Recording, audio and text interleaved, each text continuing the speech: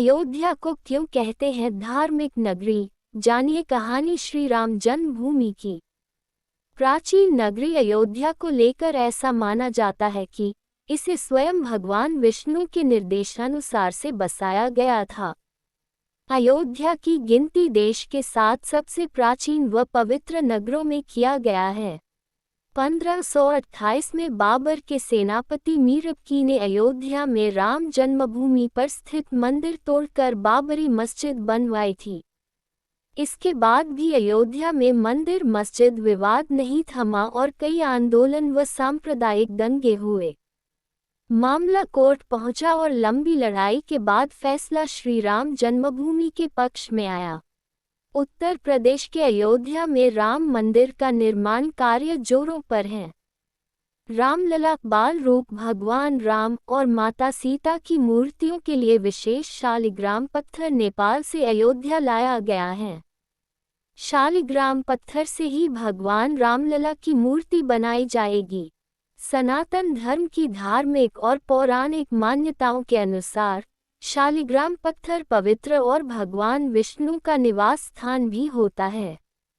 पौराणिक ग्रंथों में माता तुलसी और भगवान शालिग्राम का उल्लेख है। कई लोग शिवलिंग के रूप में भी इसकी पूजा करते हैं। हिंदू धर्म में शालिग्राम को स्थापित करने और इसके जरिए ईश्वर की आराधना करने के विशेष नियम भी हैं। यही वजह है कि शालिग्राम पत्थर से बनाई गई भगवान राम और माता सीता की मूर्तियां मंदिर के गर्भगृह में स्थापित की जाएंगी। बताया जा रहा है कि अयोध्या लाई गई शालिग्राम शिलाएं करीब 6 करोड़ साल पुरानी हैं। शालिग्राम पत्थर काफी दुर्लभ होते हैं, जो हर जगह नहीं मिलते हैं। ये नेपाल की काली गंडकी नदी में पाए जाते हैं। शालिग्राम पत्थर मिलने की जगह को शालग्राम क्षेत्र भी कहा जाता है। अयोध्या लाए गए शालिग्राम के 2 बड़े शिलाखंडों का कुल भार 40 टन है। इनमें से एक का वजन 26 टन और दूसरे का भार 14 टन है।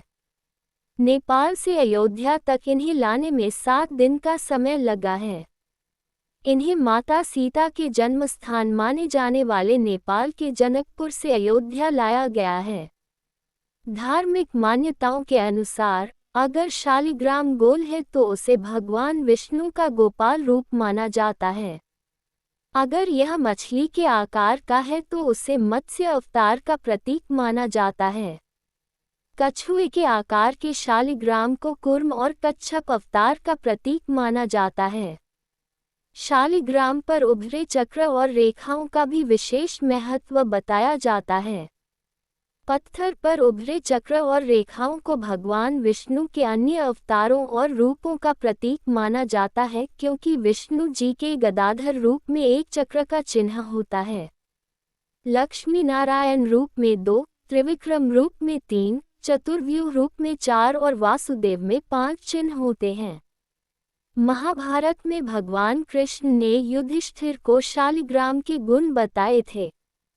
वैष्णवों के अनुसार शालिग्राम भगवान विष्णु का निवास स्थान है और जो कोई भी इसे रखता है उसे प्रतिदिन इसकी पूजा करनी चाहिए। भारत के 4 बड़े मंदिरों की मूर्तियां भी शालिग्राम शिला से बनाई गई हैं।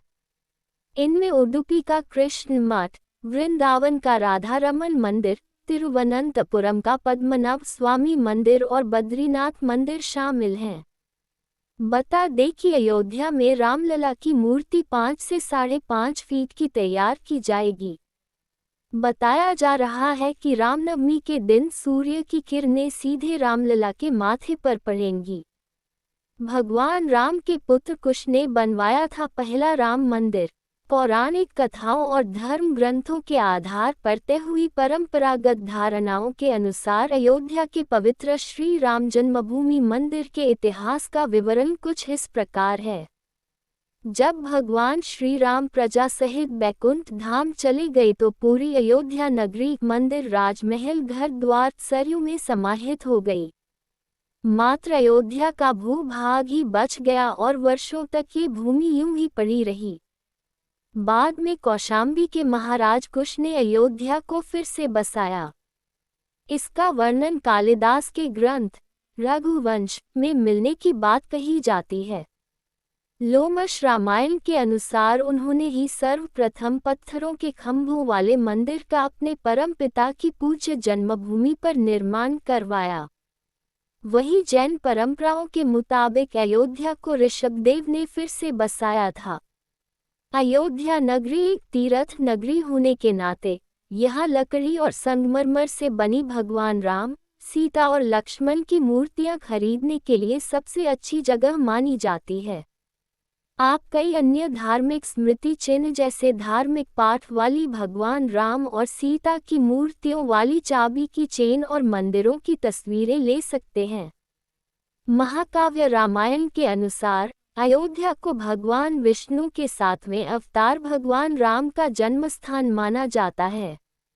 अयोध्या में घूमने के लिए कई जगहें हैं जिनमें प्रसिद्ध मंदिर, स्मारक और पवित्र घाट शामिल हैं। रामायण के अनुसार अयोध्या की स्थापना मानव जाति के पूर्वज मनु ने की थी और इसका क्षेत्रफल 12x3 योजन था। रामायण और महाभारत दोनों में अयोध्या को राम और दशरथ सहित कौशल के राजवंश की राजधानी के रूप में माना जाता है। उत्तर प्रदेश के अयोध्या में बन रहे भव्य राम मंदिर की खबरें अक्सर चर्चा में रहती हैं। अब हाल ही में खबर मिली है कि मंदिर निर्माण को लेकर आई है।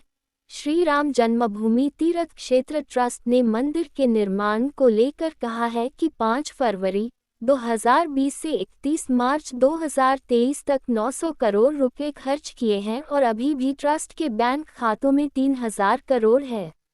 अयोध्या, जिसे अक्सर साकेत के नाम से जाना जाता है, लाखों लोगों के दिलों में एक विशेष स्थान रखती है।